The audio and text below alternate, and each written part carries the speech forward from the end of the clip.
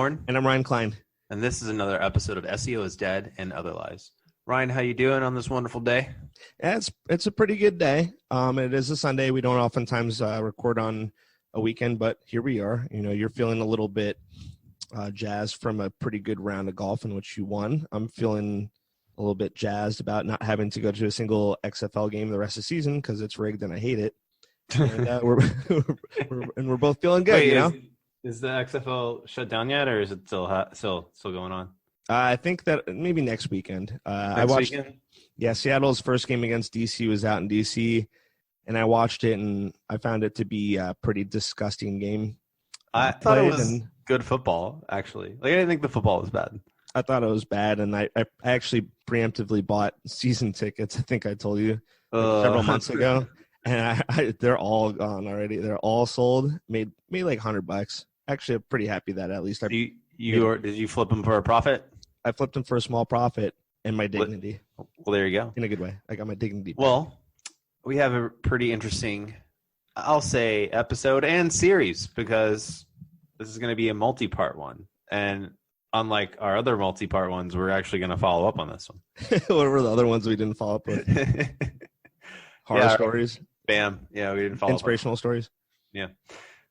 So today we're going to be just kind of going over some of the basics. So if you're really new to SEO in general, this will be a good resource for you, right? So consider this SEO 101, part 1, and over the next few weeks, we're going to cover some different facets of it that beginners need to know. But this is just going to be the very basics of the entire SEO industry, skill set, whatever, to figure out, how to do this. So good place to start. Yeah, I think it's okay for us to go back to basics every once in a while because if you look at some of our topics, the past few podcasts, maybe even like the past 5 or 6, we're talking about high-level link building. We're talking about technical audits. I'm more than happy, and I know that you are too, Paul.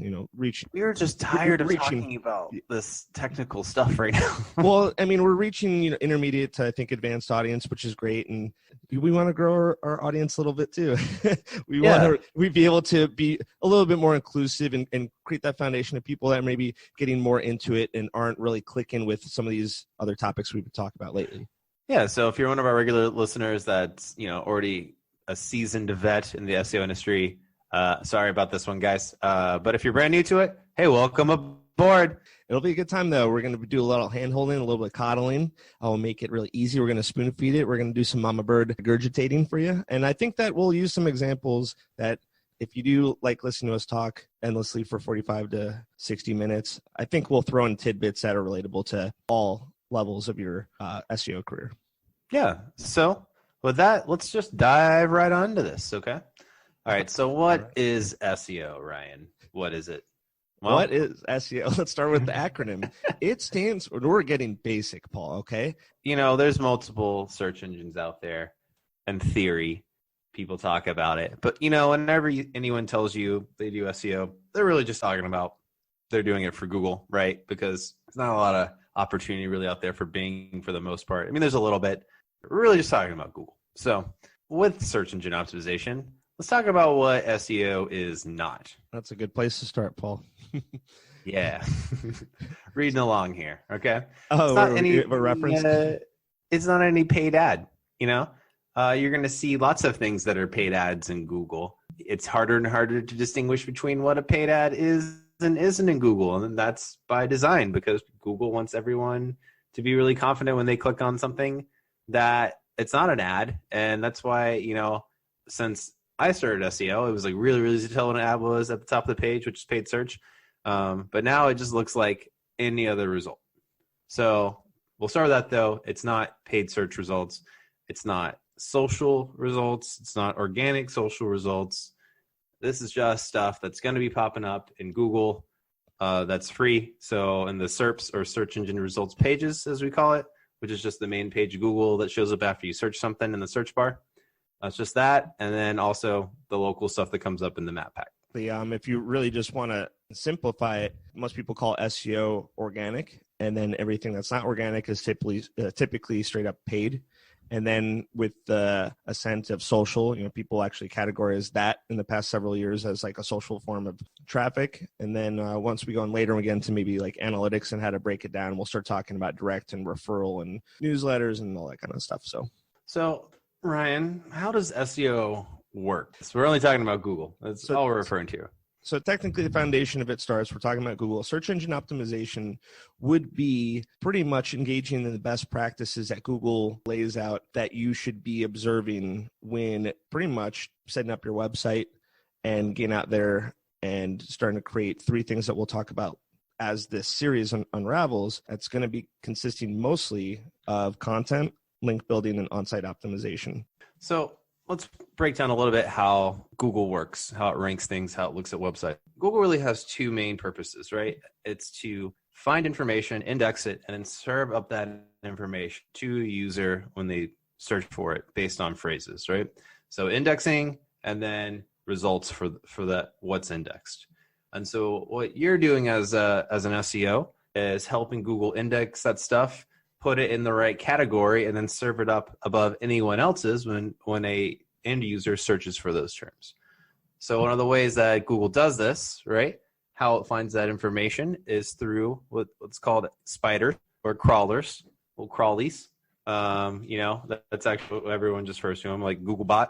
Mm-hmm. And basically it's just a little software, a little computer program that crawls through your website and goes to page and looks at certain points of information, takes that information, sends it back.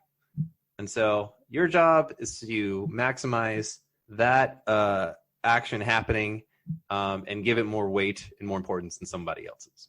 The 10 results that you get from any search query that someone searches on Google, you would be able to argue that number 1 would technically have been observing those 3 tenets of SEO better than number 2. Number 2 did it better than 3. Number 3 did it better than 4, and so on. Some of the things that Google deems important is content on the page. Does the content answer the query that a searcher is putting in? Does it have relevant information? Is it accurate content? So there's a lot of things that go into that. And then when we do a follow-up for this, for SEO 101 for writers, we're going to go in a lot more detail about that kind of stuff. But, just the overall view, does it have keywords and then something called LSI or latent semantic indexing? Fancy term. It just means synonyms for these terms, right, that people search up that are related. Is that stuff written into the content? So that way it's really going to cover the subject matter that someone's looking up. And the other thing that's very, very important, we'll say there's 3 because there's a technical aspect of it, is other websites that are linking to your website, which is called a backlink.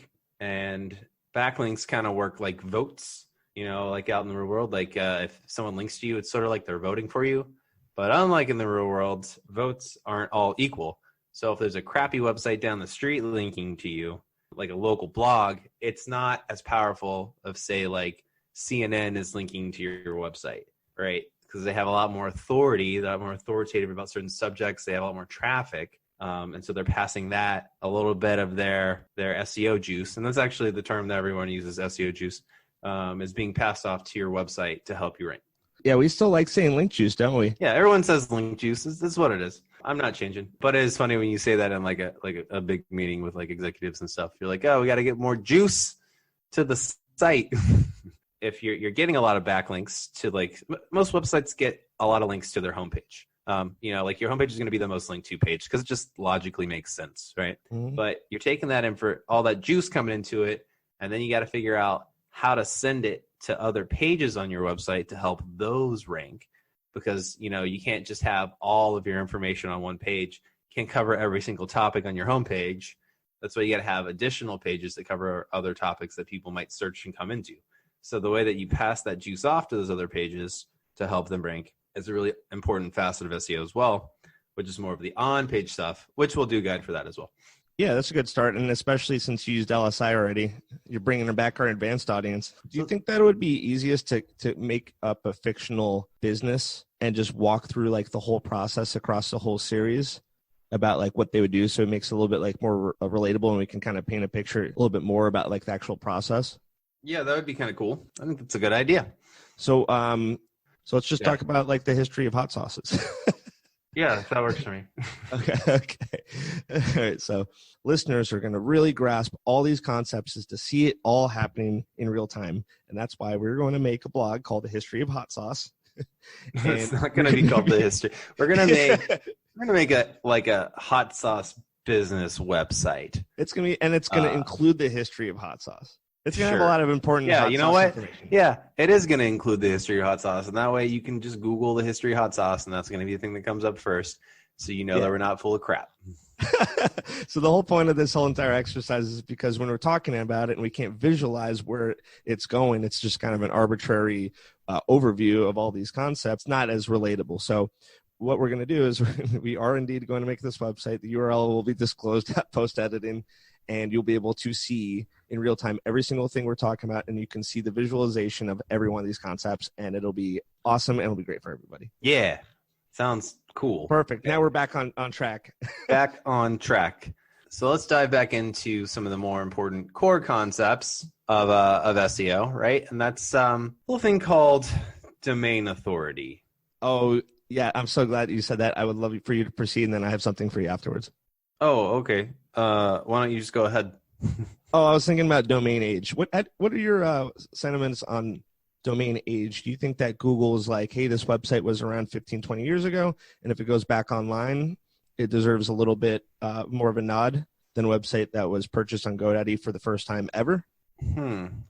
Well, I mean, I think stuff that has it used to exist and then it went away. Yeah. Is that what you're saying? Well, a domain can't acquire domain age without having existed, correct? Yeah. So, but I'm saying it didn't exist as an actual live website. It was live in any capacity. I mean, I think as long as it has some like actual quality backlinks to it, then it's it was indexed. Nothing. Hypothetically, it was indexed. Yeah. At some point in time. Well, you're just talking about the existence of PBNs right now, but that's way too complicated for what we're talking about right now, right? Okay, sorry. Side note.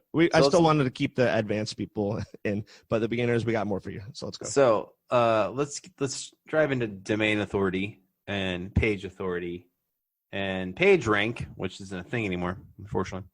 So domain authority and page authority aren't things that Google made up. They're actually things that Moz made up.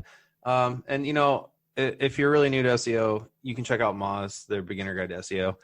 A lot of people got their start that way. I mean, you can listen to this, but if you want to read stuff out, it's a really good guide, actually. It's just way too in-depth and complex, really. Like, yeah, just a quick sidebar. We're kind of using some documentation online as a reference to kind of do the beginner's guide, because as much fun it is to do everything from the top of our heads, it's not really going to flow that amazingly. So I actually did say we should have used the Moz, but I think that you're right. It gets a little not convoluted, but it just goes.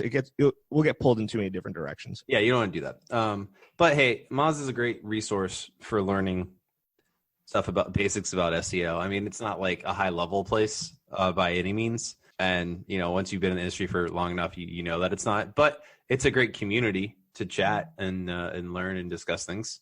You know, they're as white hat as they come, which isn't always good. But anyways, back to what we're talking about. They invented this thing called domain authority and page authority. So domain authority gives you just an overall idea of how powerful a website is from the top level down, right? The main root domain of the website. And it's a 1 to 100 scale, and it's a function of the age of the website and the backlinks of the website. So it's really, it becomes like progressively harder to climb up it though. So it's like really, really easy to go from 1 to 20, and then it gets harder to go from like 20 to 30. I think it's super, super hard when you get up in like the 60s and 70s.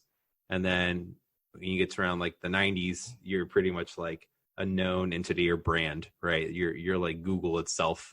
Yeah. Or CNN or something like that. I think even Google's like a 95, like no one's 100. Wikipedia. I think it's a 99 actually. I don't know. So okay. I just made an arbitrary number. So yeah. As far as like how to compare that relative to anything, if you're a brand new website, I think you'll just get 6 or an 8 just for the hell of it.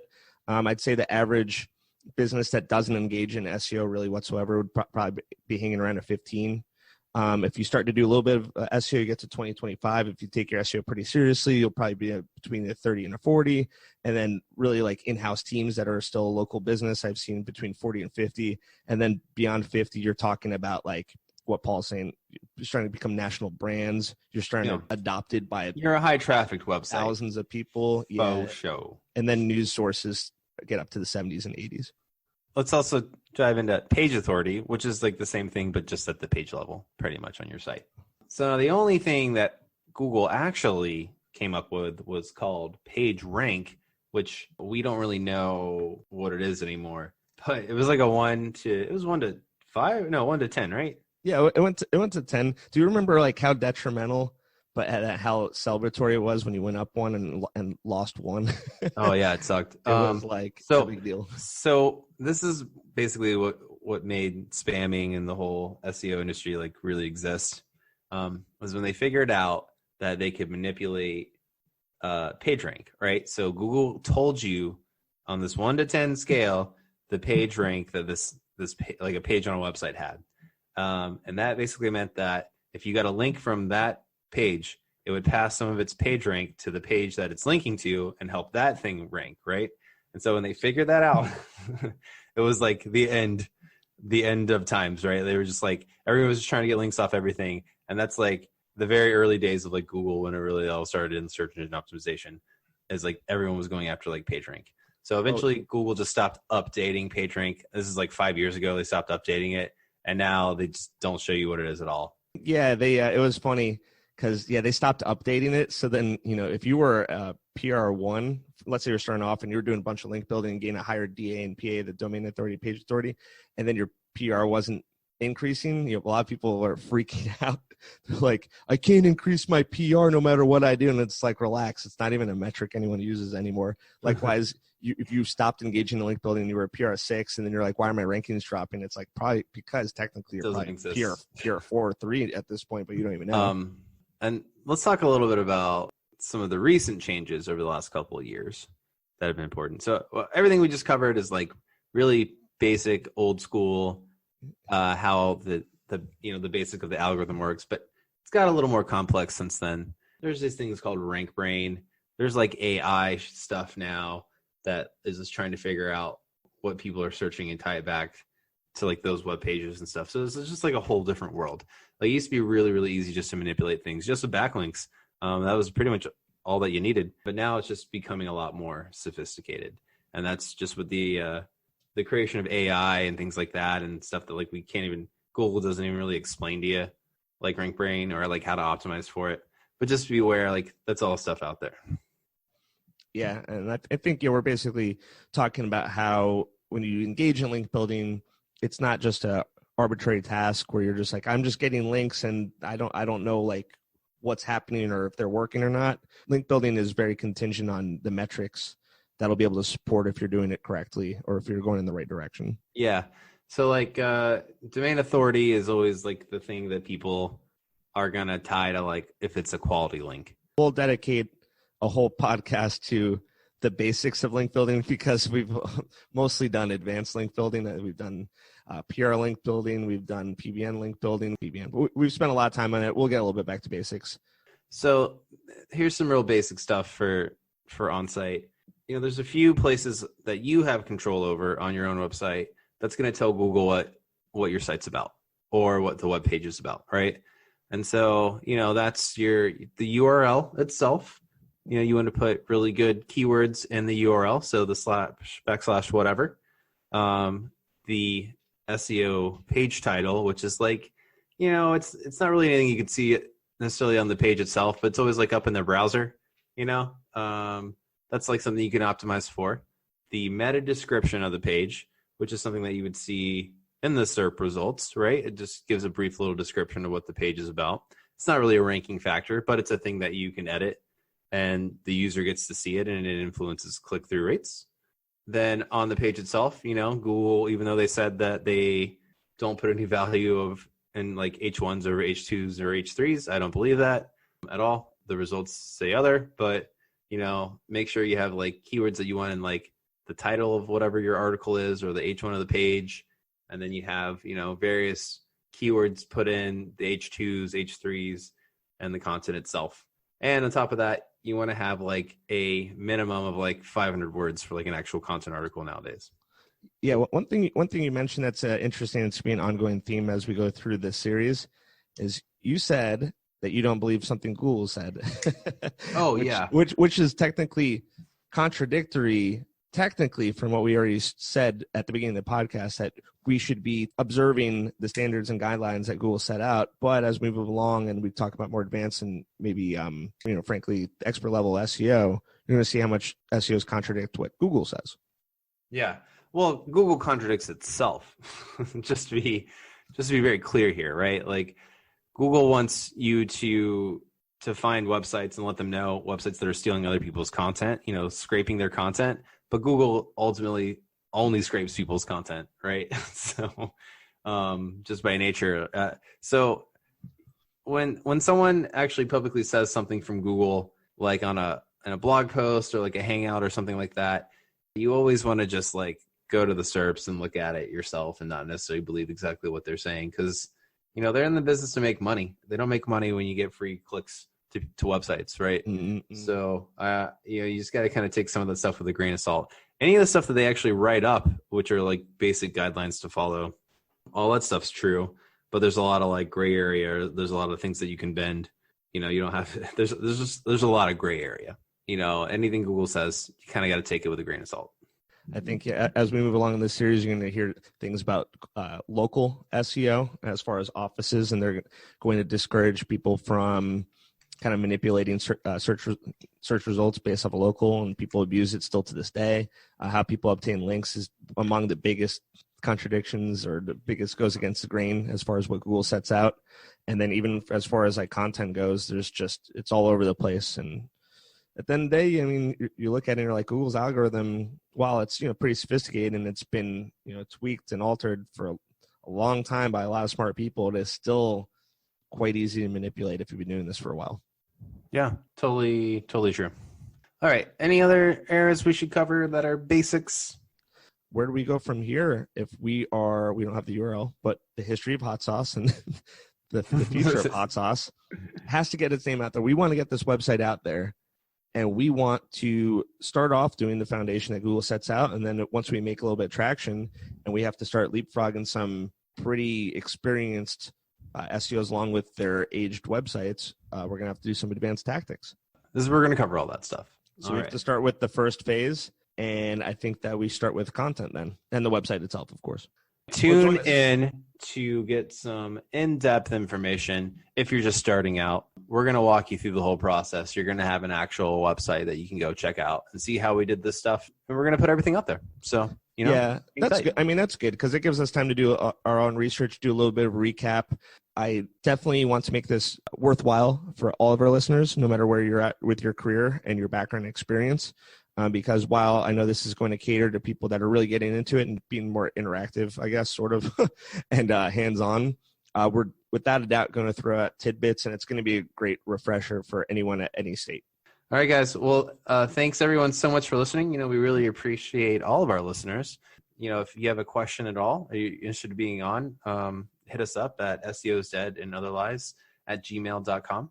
We respond pretty quickly. You can also check us out on our YouTube page. You can leave us a comment. We respond very quickly on there as well.